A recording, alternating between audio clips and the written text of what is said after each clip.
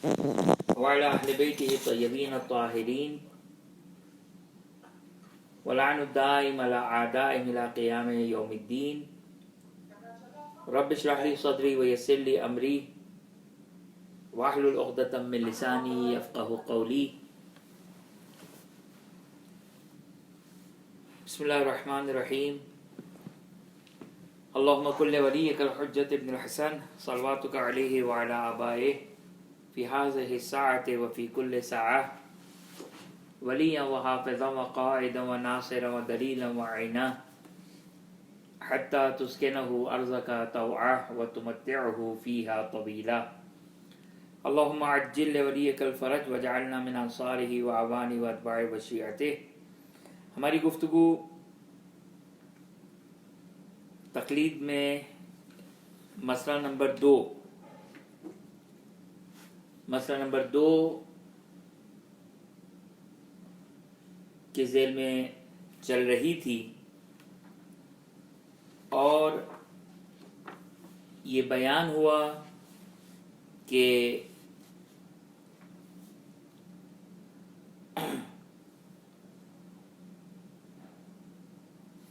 یہ جو مشہور و معروف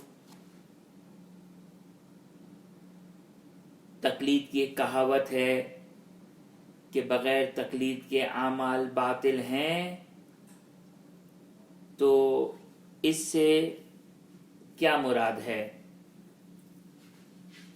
تو کل آپ کی خدمت میں نے پورا اس کا ایک تاریخچہ بیان کیا کہ در حقیقت ہم تقلید کیوں کرتے ہیں. اس کو میں ریپیٹ نہیں کروں گا. اس سے ایکسٹریکٹ کرتے ہوئے، نتیجہ نکالتے ہوئے خلاصہ ایک جملے میں کہوں کہ اگر تقلید نہیں کی تو ہمارے پاس کوئی آتھینٹسٹی نہیں ہے، کوئی حجت نہیں ہے کہ ہم یہ کہہ سکیں کہ ہماری عبادت جو ہے وہ ہمارے حق میں کافی ہے. ہمارے پاس کوئی سند ہونی چاہیے. یعنی جب آپ نے مثلا السلام علیکم ورحمۃ اللہ وبرکاتہ کہہ کر نماز کو ختم کیا، تو آپ کے پاس آپ کو اطمینان ہونا چاہیے کہ آپ نے اپنی حجت کے مطابق عبادت کو انجام دیا ہے. اور وہ میں نے جو ڈیٹیل بیان کی، لہٰذا جب انسان بغیر تقلید کے عمل کو انجام دیتا ہے تو اس کے پاس کوئی حجت نہیں ہے، اس کے پاس کوئی سند نہیں ہے کہ جو قیامت کے دن وہ دکھا سکتا ہے کہ خدایا میں نے اس سند کے مطابق عبادت کو انجام دیا.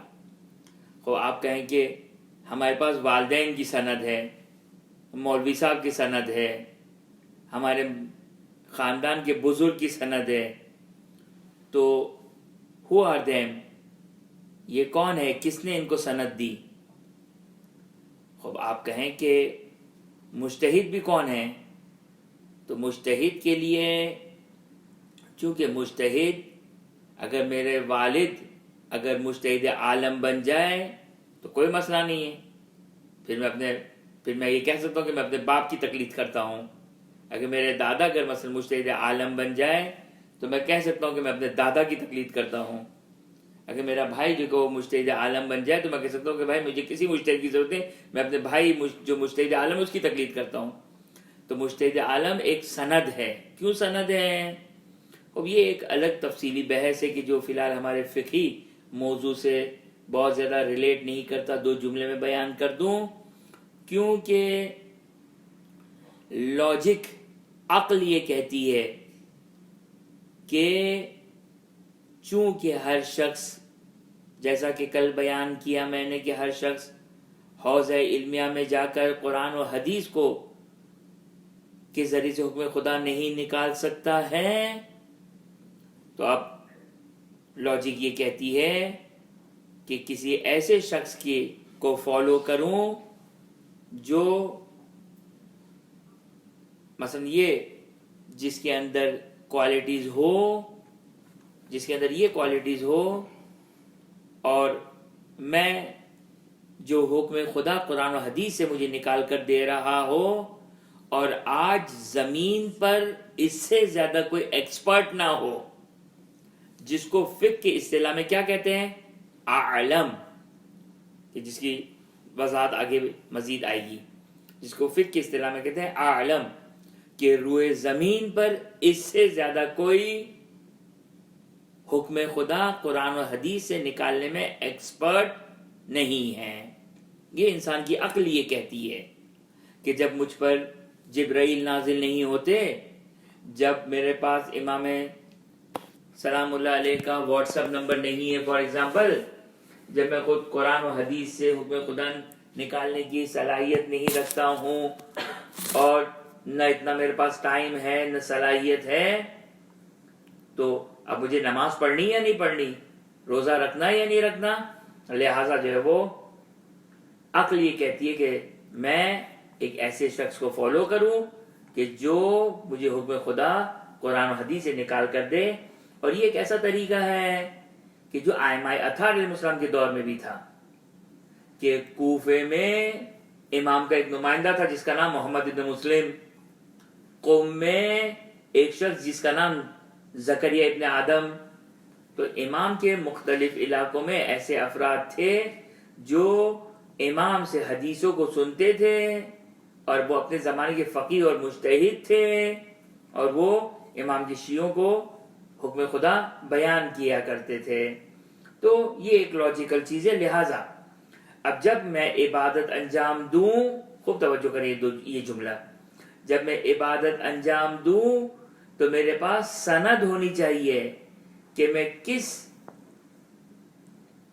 بیس پر میری یہ نماز جو قرآن نے مجھے کہا یا ایھا الذین مثلا یا ایھا الذین آمنوا اقیموا الصلاۃ، اے ایمان لانے والوں نماز کو قائم کرو، تو میں جب سلام پھیر لوں، جب السلام علیکم ورحمۃ اللہ وبرکاتہ کہہ دوں، اور 3 دفعہ جب میں نے اللہ اکبر اللہ اکبر اللہ اکبر کہہ دیا، تو میرے پاس سند ہونی چاہیے کہ میں نے وہ عبادت کو انجام دیا ہے جو میرے لیے حجت تھا۔ صحیح ہے کہ مجھ پر جبرائیل نازل نہیں ہو رہے ہیں، صحیح ہے کہ میرے پاس جو وہ امام کا ڈائریکٹ کانٹیکٹ نہیں ہے، صحیح ہے کہ میں خود قرآن حدیث سے نہیں نکال سکتا ہوں، لیکن لوئسٹ، سب سے لیسٹ پاسبلٹی جو میرے لیے تھی وہ تقلید کی فارم میں تھی۔ لہٰذا میرے پاس، میں مطمئن ہوں کہ میں نے 20 سال 30 سال 40 سال 50 سال جس عبادت کو انجام دیا وہ میرے پاس حجت شرعی تھی، اور قیامت کے دن میں اس حجت کو خدا کے مقابلے میں بے عنوان سند پیش کر سکتا ہوں۔ لیکن اگر جو ہے وہ میرے پاس، جب میں نے 20 سال 30 سال عبادتوں کو انجام دیا تو میرے پاس کوئی سند نہیں ہے کہ میری عبادت لوح محفوظ کے مطابق ہے یا نہیں، میرے پاس حجت نہیں ہے کوئی۔ لہٰذا یہ جو جملہ ہے کہ تقلید بلا عمل باطل، یہ اس کا مطلب ہے۔ اب یہ میں نے مسئلہ نمبر 2 کا خلاصہ کر دیا کہ یا تو میرے پاس کوئی حجت ہونا چاہیے، یا جو کہ مجھے کسی طریقے سے علم حاصل ہو جائے، کہ جو عام طور پر جو کوئی علم حاصل نہیں ہو سکتا ہے۔ یہاں تک یہ مسئلہ نمبر 2 کو میں نے خلاصہ بیان کر دیا۔ مسئلہ نمبر 3، خب مسئلہ نمبر 3 کیا ہے؟ مسئلہ نمبر 3 اب یہ ایک اختلافی پوائنٹ ہے۔ کیا ہے کہ مجتہد یہ کہتے ہیں کہ جائز ہے کہ آپ تقلید نہ کریں، جائز ہے کہ آپ تقلید نہ کریں۔ آپ کون؟ جو آپ مجتہد نہیں ہیں، آپ کے لیے جائز ہے کہ آپ تقلید نہ کریں، اور جائز ہے کہ آپ احتیاط پر عمل کریں۔ ہاں، ایسا نہیں کہ نہ احتیاط پہ عمل، نہ تقلید اور نہ مجتہد، نہیں، ایسا نہیں ہو سکتا ہے۔ ہاں، یہ ہو سکتا ہے کہ آپ مجتہد نہیں ہیں، تقلید پہ عمل کرنا نہیں چاہتے ہیں، جائز ہے صورت میں آپ احتیاط پہ عمل کریں۔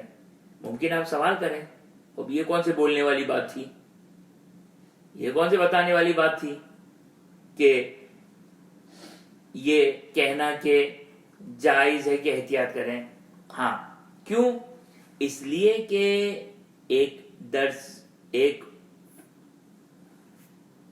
فقہا کے درمیان اختلاف ہے۔ کیا اختلاف؟ اختلاف یہ ہے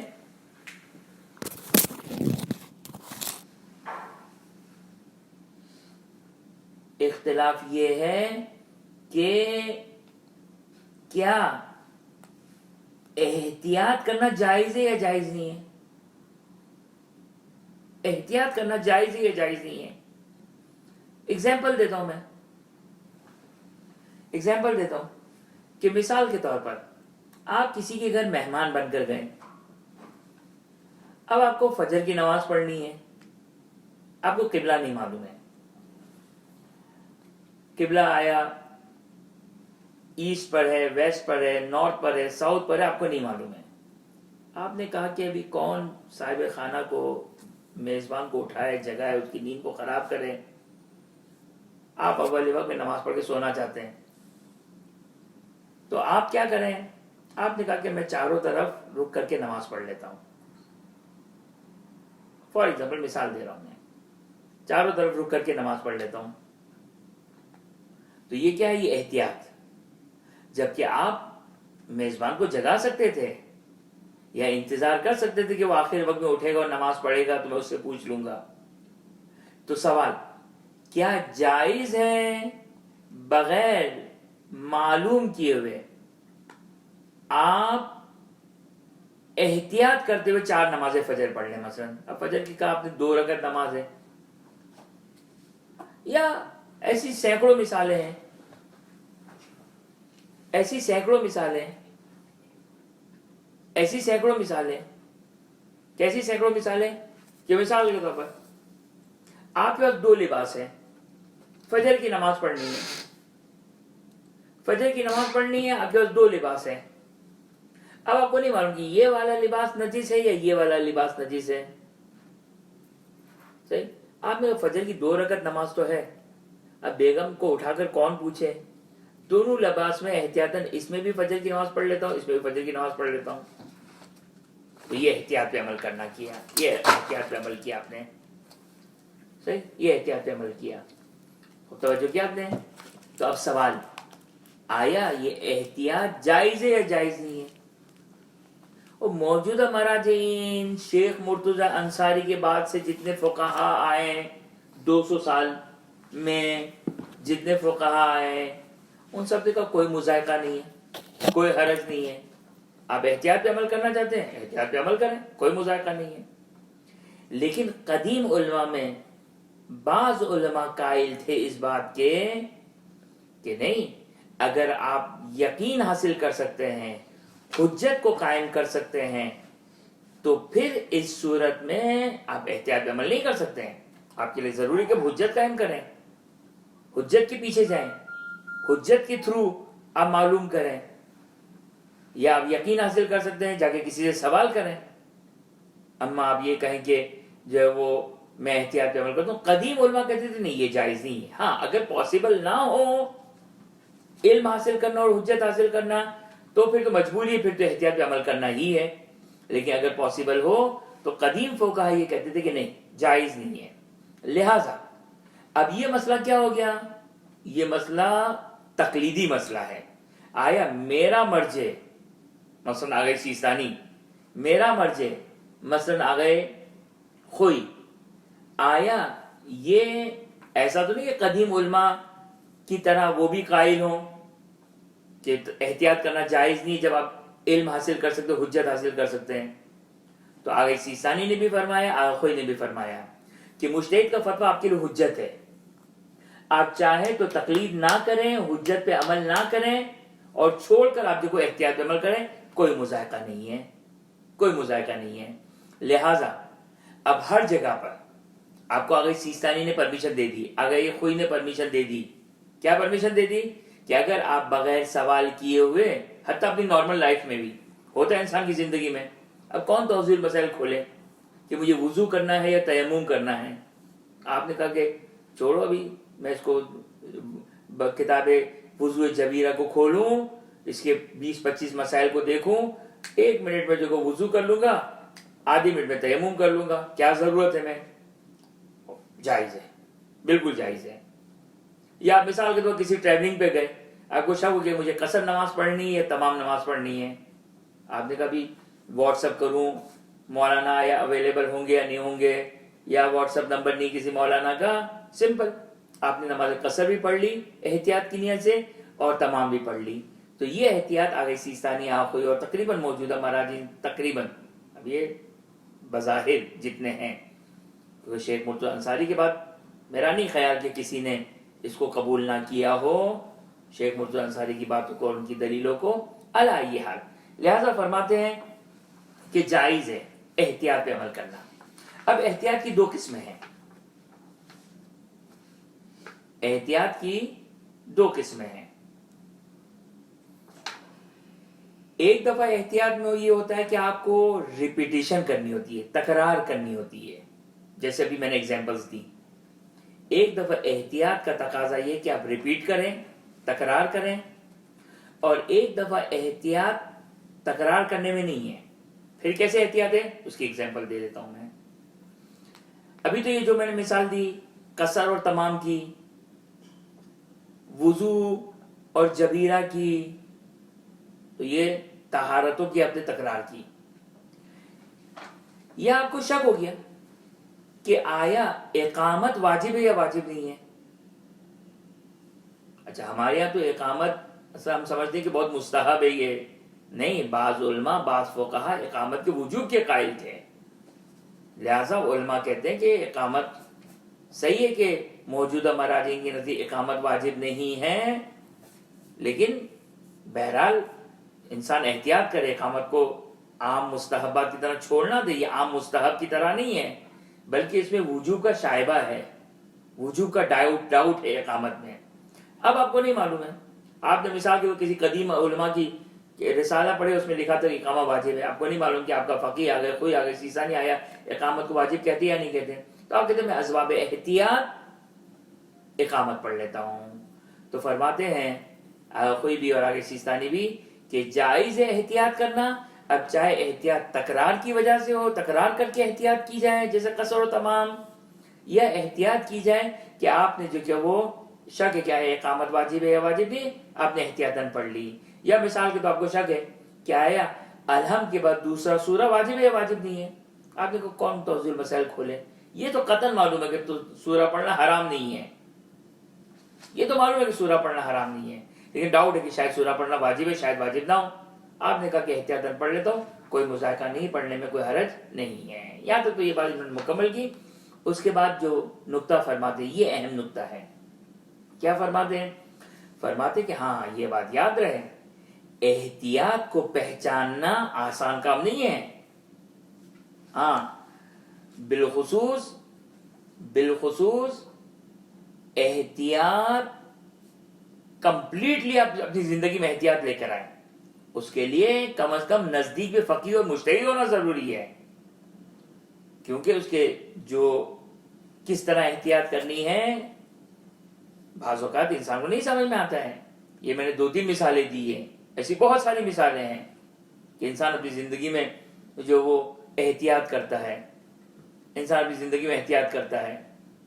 تو کہتے ہیں کہ عام طور پر احتیاط تام یعنی کمپلیٹلی احتیاط، مکمل طور پر احتیاط، کہتے ہیں کہ عام انسان کے لیے یا امپاسبل ہے یا نیکسٹ ٹو امپاسبل ہے.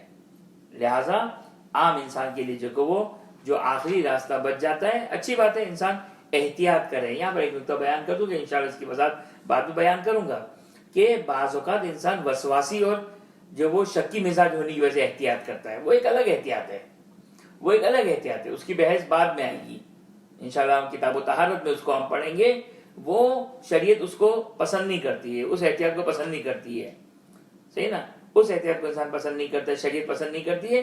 یہ احتیاط ایک الگ احتیاط ہے کہ جو بہت ہی اچھی بات ہے. مثال دوں آپ کو کہ مثال کے طور 5 مراجعین ہیں، آپ نے کہا کہ پتہ نہیں 5 مراجعین میں سے کس کا فتویٰ زیادہ صحیح ہے. آپ نے کہا ان 5 مراجعین کے فتوے کو میں جو احتیاطی والا فتویٰ ہوگا اس کو میں جو کہ وہ فالو کروں گا.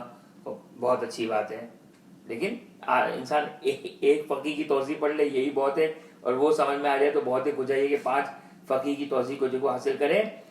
بس یہاں تک تو انہوں نے کہا کہ جائز ہے. پھر کہتے ہیں کہ بعض اوقات امپاسبل ہو جاتا ہے. خود پہچاننا، خود یہ سمجھ آنا، خود یہ فہم ہونا کہ یہ احتیاط کس طریقے سے ہے، اب یہ بھی اس کے لیے بھی ہے. اور بعض اوقات کیا ہوتا ہے بعض اوقات احتیاط دوسری احتیاط کے ساتھ کانٹراڈکٹ ہو جاتی ہے، تضاد ہو جاتی ہے. خوب، اس کے لیے میں آپ کو خدمت میں کیا اگزامپل دوں کہ احتیاط ٹکراؤ ہو جائے.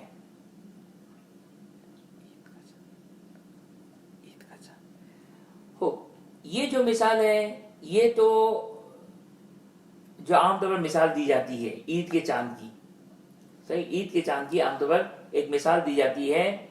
اور آغا اور آغا سیستانی نے اس میں بھی ایک جگاڑ نکال لیا ہے، ایک ہیلا نکال لیا ہے، لہٰذا وہ احتیاط اتنی مشکل نہیں ہے، وہ بھی میں سمجھا دیتا ہوں. لیکن بعض اوقات احتیاط کے ساتھ ٹکرا رہی ہے. جیسے مثال دوں میں آپ کو، مثال کے طور پر آپ کو ڈاؤٹ ہے کہ اقامت واجب ہے یا واجب نہیں ہے. دوسری طرف سے نماز قضا ہو رہی ہے. اگر آپ نے اقامت پڑھی تو نماز قضا ہو جائے گی.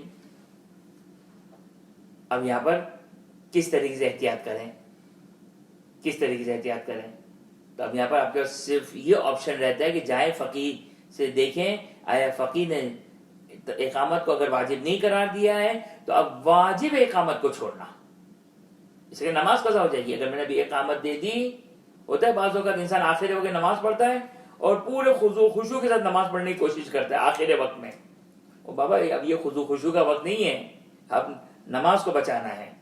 اب یہ خضوع خشوع جو کہ اول وقت میں جو اپنا دکھائیں، جو روح نماز ہے، جو اساس نماز ہے، جو اصل نماز ہے. خضوع خشوع، میں خضوع خشوع کی توہین نہیں کر رہا ہوں، خضوع خشوع جو اصل نماز ہے، اساس نماز ہے، بنیاد عبادت ہے، تو وہ انسان آخر وقت میں وہ خضوع خشوع جب نماز قضا ہو رہی تو اپنے یہاں پر خضوع خشوع جائز نہیں ہے، بلکہ واجب ہے کہ وہ فقط واجب عبادتوں پر اکتفا کرے.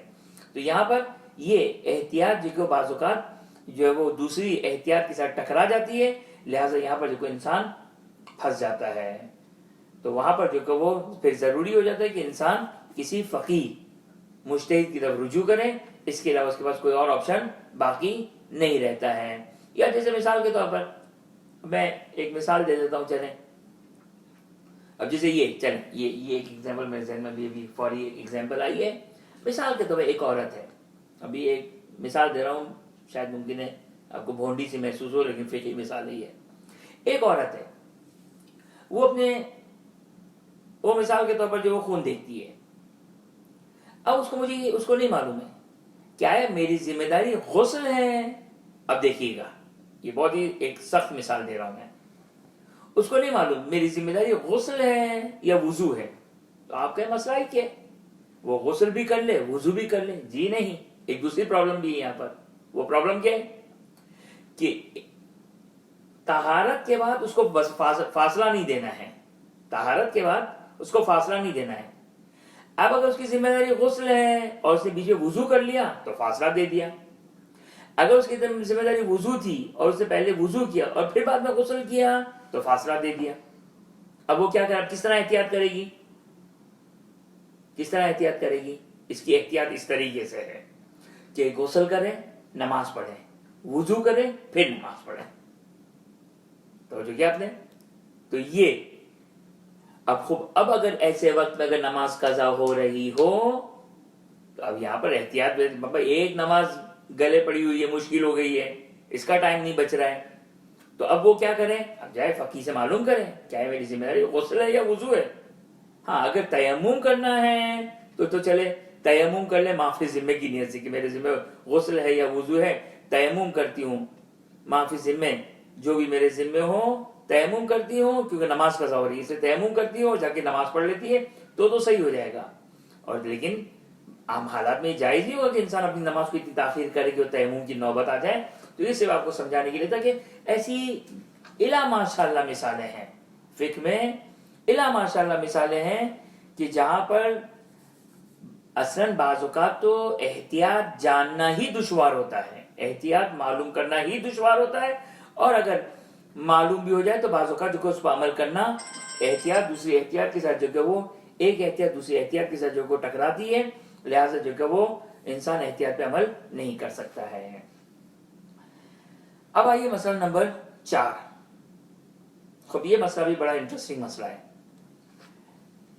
اچھا اتنی دیر سے آپ فرما رہے ہیں کہ تقلید کرنی ہے، تقلید کرنی ہے، تقلید کرنی ہے، تو تقلید کی ڈیفینیشن کیا ہے؟ تقلید کی ڈیفینیشن کیا ہے؟ تقلید کی ڈیفینیشن کیا ہے؟ خوب، تقلید کی ڈیفینیشن، اچھا یہ ایک بات جو پہلے مسئلے میں ایک بیان کی تھی، یہاں پہ اس کو بیان کر دوں میں، کہ یہ جو کہا گیا کہ مثلا بعض اوقات جو ہے وہ جو مثال دی جاتی ہے چاند کی، کہ اگر شوال کا چاند ہے تو روزہ رکھنا حرام، اگر ماہ مبارک رمضان کا چاند ہے سوری ایک ہی دن تو دونوں چاند نظر نہیں آئیں گے، اگر چاند ہو گیا شوال کا تو روزہ رکھنا حرام، اور اگر چاند نہیں ہوا تو روزہ رکھنا واجب۔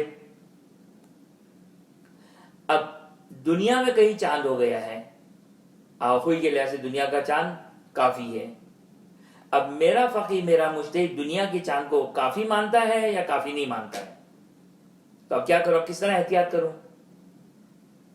12 بجے تک روزہ رکھ لوں، اس کے بعد افطار کر لوں، تو یہاں پر کس طرح احتیاط ہوگی؟ تو بعض لوگ کہتے ہیں اس کا احتیاط کا تقاضا یہ ہے کہ آپ سفر پر نکل جائیں۔ ہر شخص کے لیے تو اویلیبل نہیں ہے، ہر شخص کے لیے تو ممکن نہیں ہوتا کہ وہ جو سفر میں چلا جائے۔ یہاں پر آغاخوئی آغا سیستانی ایک طریقہ بیان کرتے ہیں، وہ احتیاط نہیں ہے، وہ اس طریقے سے درست ہو جائے گی۔ کیا؟ ایک جملہ کہوں تو جو کل میری گفتگو جنہوں نے غور سے سنی تھی ان کے لیے یہ جواب بن جائے گا، ان کے لیے واضح ہو جائے گا کہ روزے کا عید کے دن حرام ہونا حرمت تشریعی رکھتا ہے، حرمت ذاتی نہیں ہے۔ حرمت تشریعی ہے، حرمت ذاتی نہیں ہے۔ پھر کیا ہو گیا؟ اب آپ مزے سے عید کے دن، یعنی شاید عید کا دن ہو، عید کے دن رجعان روزہ رکھ لیں، ہاں قصد قربت کے ساتھ تو نہیں رکھ سکتے، رجعان روزہ رکھ لیں، اب آپ نے کوئی حرام کام نہیں کیا۔ اگر ماہ مبارک رمضان ہی ہے تو آپ کا روزہ درست ہو گیا، اور اگر شوال کی پہلی تاریخ تھی تو آپ نے قصد قربت تو نہیں کی، یہ تو نہیں کہا کہ خدا ہے تیرا حکم ہے اس لیے میں روزہ رکھ رہا ہوں، نہیں، وہ تو میں نے نیت نہیں کی، میں نے کہا شاید اگر آج ماہ مبارک رمضان ہو تو چونکہ یہاں پر حرمت تشریعی ہے، لہذا یہ جو سفر کی باتیں جو کرتے ہیں، اچھا یہ بھی اس وقت ہے کہ جب جیسے یہ والی کنڈیشن کہ آپ کو معلوم ہو گیا کہ دنیا میں چاند ہو گیا ہے اور آپ کے افق پہ نہیں ہوا ہے، اور آپ کو نہیں معلوم کہ آپ کا فقیہ کیا فتویٰ دیتا ہے، ہاں مجھے معلوم ہے کہ میرا فقیہ کیا فتویٰ دیتا ہے تو مجھے اس کو ہی فالو کرنا ہے، اگرچہ اس میں بھی آپ رجعان روزہ رکھ سکتے ہیں۔ مثال کے طور پر اب ایک شخص آگے خوئی کا مقلد ہے، دنیا میں چاند ہو گیا، اب اس کو ہے کہ شاید ممکن آگے سیستانی کا فتویٰ صحیح ہو تو وہ رجعان روزہ رکھنا چاہے، کوئی مذائقہ نہیں ہے، رجعان روزہ رکھ سکتا ہے۔ خوب، یہاں تک یہ بات مکمل ہوگی۔ مسئلہ نمبر 4،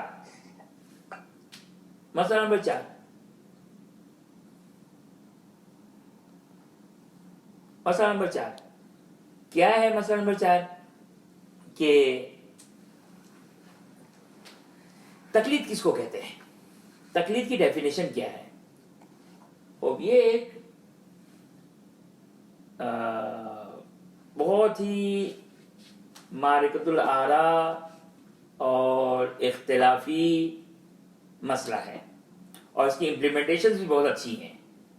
تقلید کی ڈیفینیشن کے اوپر اس کی جو تطبیق ہے، اس کی امپلیمنٹیشن ہے، وہ اس کا جو اثر ہے وہ بھی جو وہ فرق کرتا ہے۔ اور آگے سیستانی تقلید کی ڈیفینیشن بھی الگ الگ چیپٹرز میں یا الگ الگ مسئلے میں تقلید کی ڈیفینیشن بھی آگے سیستانی کے لحاظ سے فرق کرتی ہے۔ خوب، یہاں پر آگے خوئی اور آگے سیستانی کا اختلاف ہے کہ تقلید کس کو کہتے ہیں، تقلید کی ڈیفینیشن کیا ہے۔ آگے سیستانی کس کو کہتے ہیں؟ آگے سیستانی کہتے ہیں تقلید کی ڈیفینیشن یہ ہے، یا تقلید کے لیے کافی ہے، کیا کافی ہے؟ کہ آپ کا عمل موجودہ مرجع اور فقیہ جس کی تقلید آپ کے لیے ضروری ہے اس کے ساتھ میچ کر جائے۔ واپس سے بیان کرتا ہوں،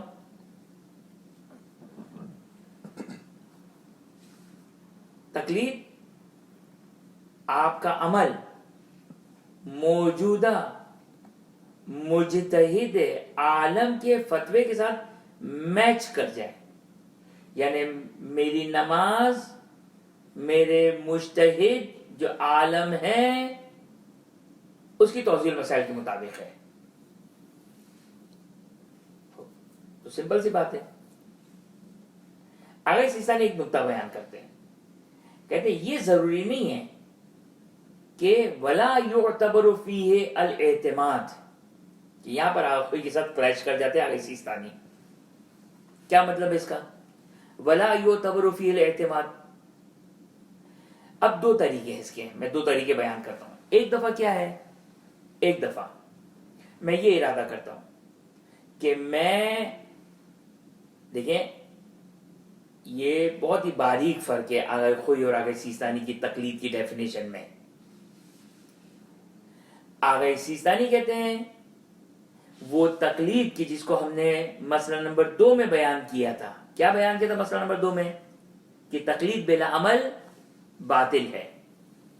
वो तकलीद जो हमने शुरू में बयान की थी पहले मसला नंबर 1 में, कि तमाम इबादत में आपके लिए तकलीद वाजिब है।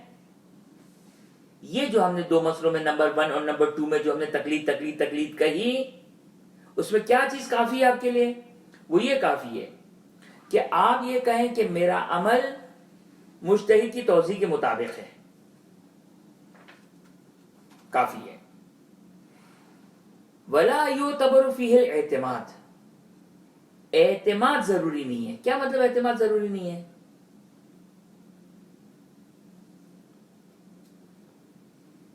क्या मतलब एतमाद जरूरी नहीं है?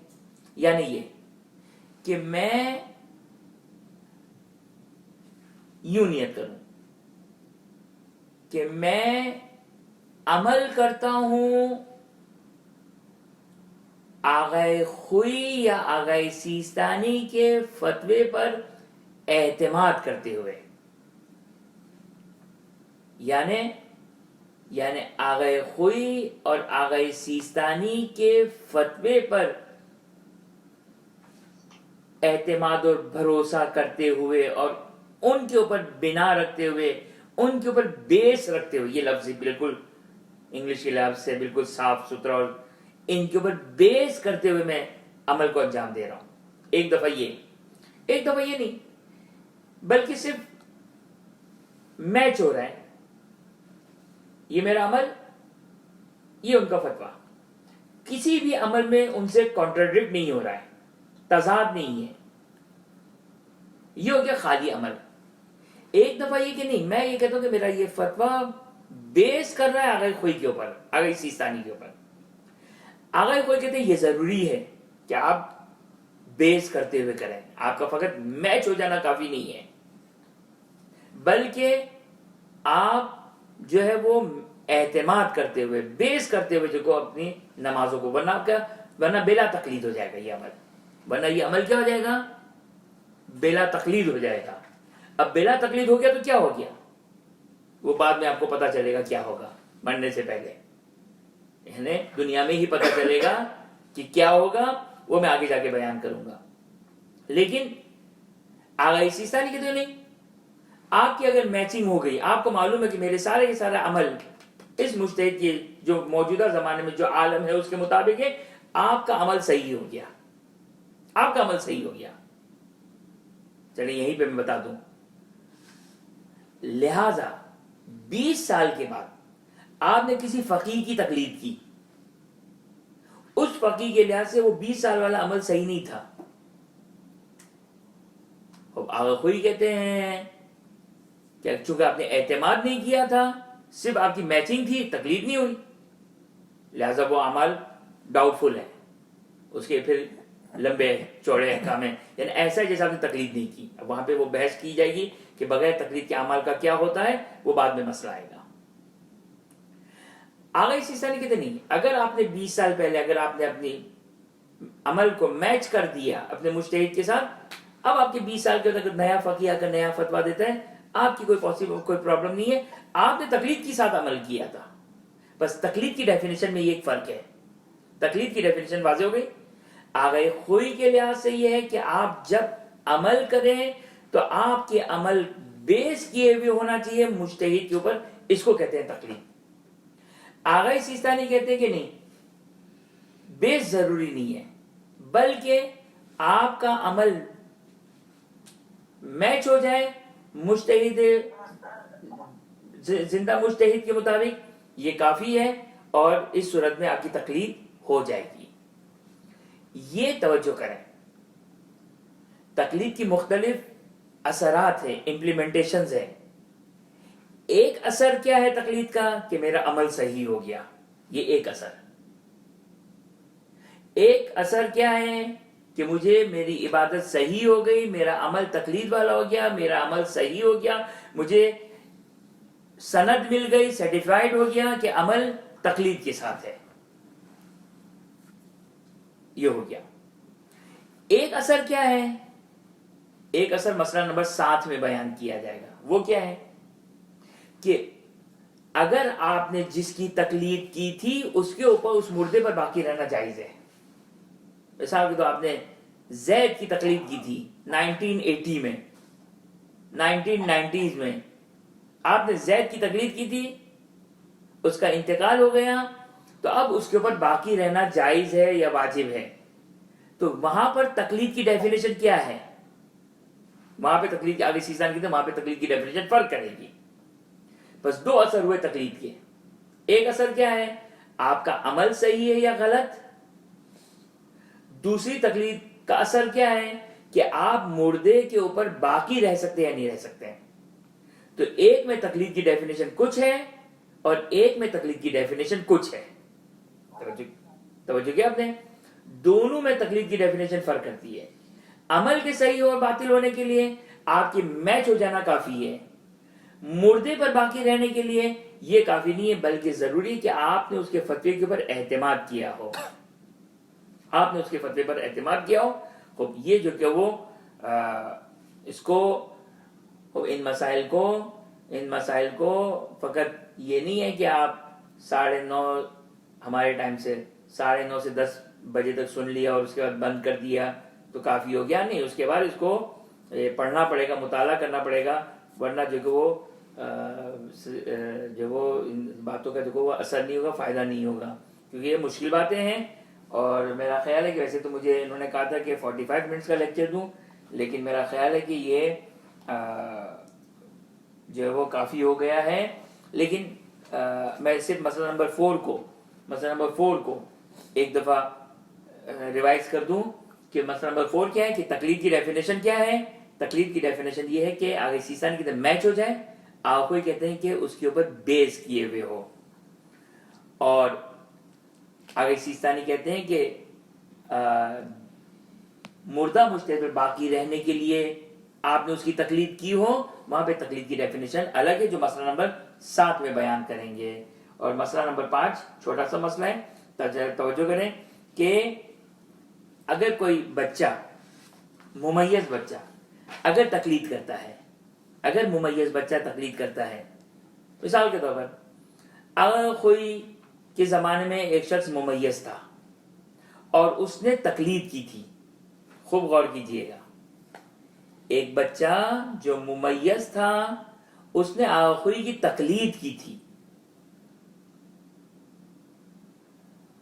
اب وہ آگے سیسانی کی تقلید میں آ گیا، تو کیا وہ آگے کوئی پر باقی رہ سکتا ہے نہیں رہ سکتا ہے؟ مسئلہ نمبر، چونکہ آگے سیسانی کا مسئلہ یہ کہ اگر وہ مرنے والا عالم تھا، اور تھا تبھی تو اسی کی تقلید کی تھی، اس وقت آگے سیسانی عالم نہیں تھے مثلا، تو آگے سیسانی کہتے ہیں کہ واجب ہے کہ آپ آگے کوئی، اے ممیز بچے، آپ بالغ نہیں تھے لیکن چونکہ آگے کوئی کی تقلید کی تھی لہذا واجب ہے کہ آپ آگے کوئی کے اوپر باقی رہے ہیں، صحیح نا؟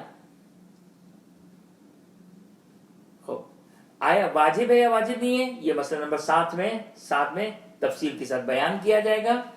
اب یہاں پر جو ہے وہ فی الحال اتنا ہی ہے، اگر اس ذیل میں اگر کوئی کسی کا سوال ہے تو وہ سوال کر سکتا ہے، آپ کی خدمت میں حاضر ہوں۔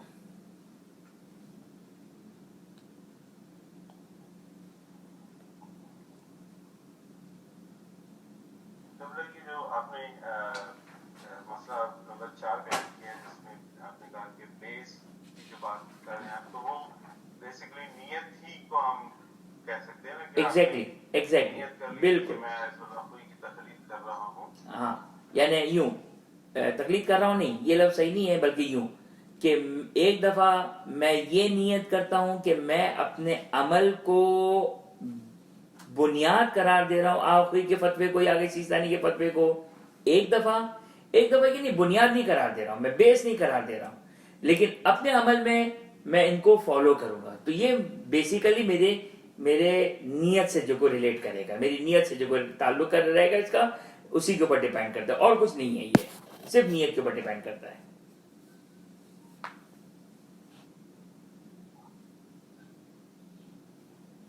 تو اگر کسی شخص نے نیت بس اس کو رسالہ عملیہ دے دیا گیا یا اس نے سنائے، اس کے بعد ہم کسی رسالہ عملیہ کو لے لیا، اس میں عمل کرنا شروع کر دیا، اور عمل وہ باقاعدگی سے طریقے سے جیسے مقلد کرتا ہے کر رہا ہے، لیکن اس نے کوئی تحقیق نہیں کی ہے، لیکن بس کہنے پہ دوستوں کی وجہ سے یا کسی بھی وجہ سے اس نے کسی کی تقلید یا سمجھنے کا عمل کرنا شروع کر دیا، تو وہ کاؤنٹ ہوگا اس.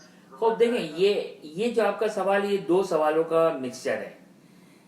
یہ ایک الگ بحث ہے، یہ بعد میں آئے گی کہ تقلید کس طرح کرنا ہے، اس کا پراپر وے کیا ہے. یہ جو کہ وہ یہ پراپر وے کیا ہے، یہ بعد میں ہم ڈسکس کریں گے. صحیح نا، یہ ہم بعد میں ڈسکس کریں گے. یہ آپ کا ایک سوال ہے کہ جو ابھی ہمارے موضوع سے تعلق نہیں ہے. آپ کا جو سوال کا دوسرا پارٹ ہے، یا آپ کے سوال سے جو دوسری بات سمجھ میں آ رہی ہے، شائبہ آ رہا ہے، وہ یہ کہ ہم نے مثال کے طور پر جو کہ وہ توضیح المسائل لی، ہمیں فرض سپوز کرتے کہ ہم نے صحیح تحقیق کی، صحیح تحقیق کرنے کے بعد ہم نے مجتہد کو فالو کرنا شروع کیا اس کی توضیح المسائل. اچھا، آپ کی خدمت میں ایک بات عرض کر دوں تو بات مزید واضح تر ہو جائے گی.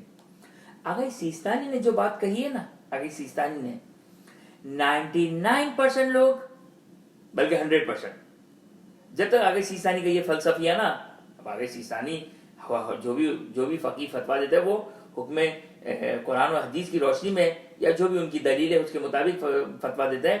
آغا سیستانی کی اگر آپ نے یہ بات نہیں سنی ہوتی تو 99.99% لوگ، بلکہ 100% کر دیں، وہ جو تقلید کرتے ہیں وہ اعتماد کرتے ہوئے کرتے ہیں. 99 بلکہ 100% لوگ جو تقلید کرتے ہیں وہ کیا کرتے ہیں؟ وہ یہ کہتے ہیں کہ بھائی میں عمل کر رہا ہوں آگے فلاں مجتہد کے فتوے پر اعتماد کرتے ہوئے.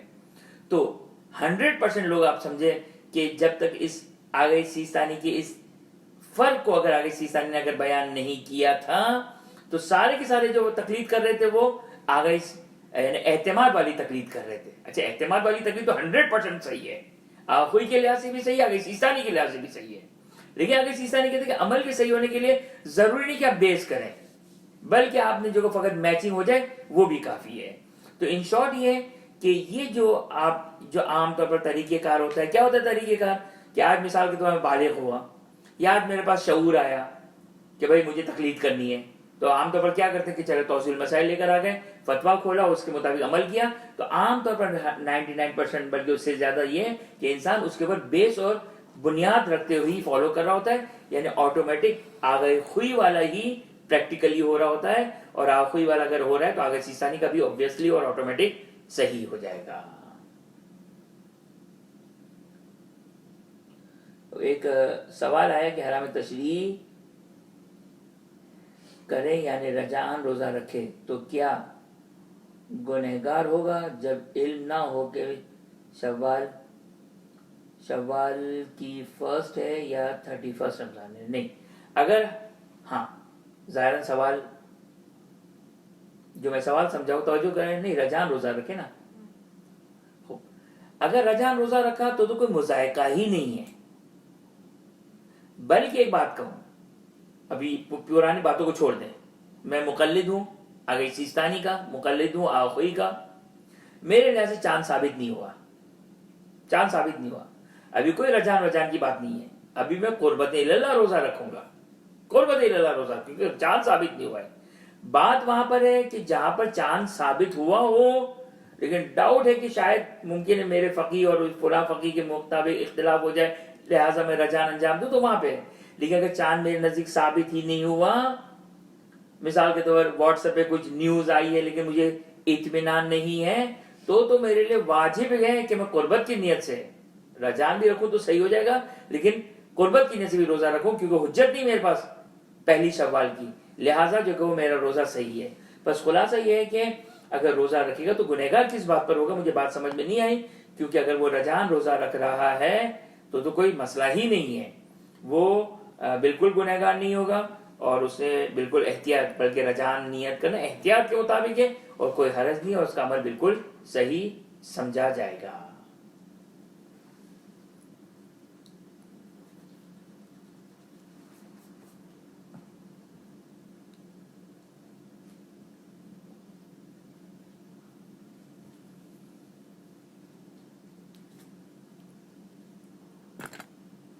آپ لوگ بائک کے ذریعے بھی سوال کر سکتے ہیں، کوئی مذاکرہ نہیں ہے، ٹیکسٹ کرنا ضروری نہیں۔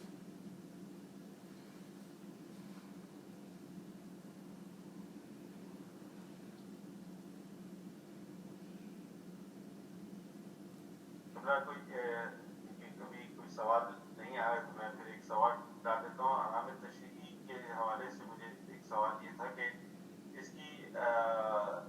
اس کے لیے آپ کو علم ہونا ضروری ہے نا، کہ کون سی چیز حرام تشریعی ہے اور کون سی چیز حرام تشریعی نہیں ہے۔ جی احسن، بالکل آپ نے جو کہ وہ کہ یہ جاننا کہ کون سی چیز یعنی حرام تشریعی کے لیے یہ جاننا ضروری ہے، کہ معلوم ہونا چاہیے، یعنی یہ استفتاء والی بات ہے، یہ استفتاء والی بات ہے، یعنی مجھے فتویٰ معلوم ہونا پڑے، یعنی مجتہد سے، میرے مجتہد سے پوچھنا پڑے گا کہ آیا یہ حرام تشریعی ہے یا حرام ذاتی۔ جیسے بعض فقہا کے لحاظ سے عید کے دن روزہ رکھنا حرام ذاتی ہے، بعض فقہا کے لحاظ سے عورت کے لیے پیریڈز میں نماز پڑھنا، عبادت کرنا حرام ذاتی ہے، اگرچہ آغا خوئی اور آگئی سیستانی کے لحاظ سے یہ سارے حرام تشریعی کی مثال ہیں۔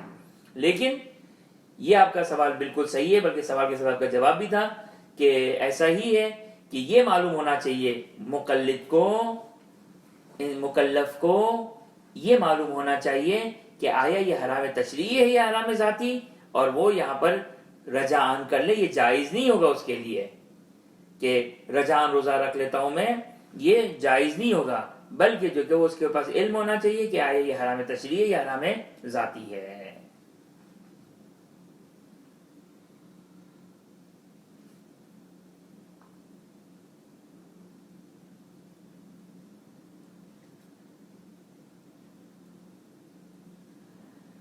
خوب اچھی بات ہے، میرا خیال ہے کہ میں اپنے بارے میں حسن ظن رکھوں کہ میں نے بہت اچھا بیان کیا، کسی کے لیے کوئی کوشچن نہیں بچا، کسی کے لیے کوئی سوال نہیں بچا۔ بہرحال ہمارے پاس گروپ کی بھی جو وہ سہولت ہے کہ اگر کوئی شخص گروپ پہ سوال کرنا چاہے تو وہاں پہ بھی سوال کر سکتا ہے، پرائیویٹلی بھی کرنا چاہے تو انشاءاللہ جواب دے دیا جائے گا۔ اور باقی آج کی حد تک ہم انشاءاللہ گفتگو ختم کرتے ہیں، اس دعا کے ساتھ کہ خداوند متعال ہمیں علوم آل محمد علیہ السلام کو حاصل کرنے کی توفیق عطا فرمائے، اس پر عمل کرنے کی توفیق عطا فرمائے، اپنے آخری اجر تمام عصر و تمام کے ظہور میں تعجیل فرمائے۔ وآخر دعوانا ان الحمد للہ رب العالمین۔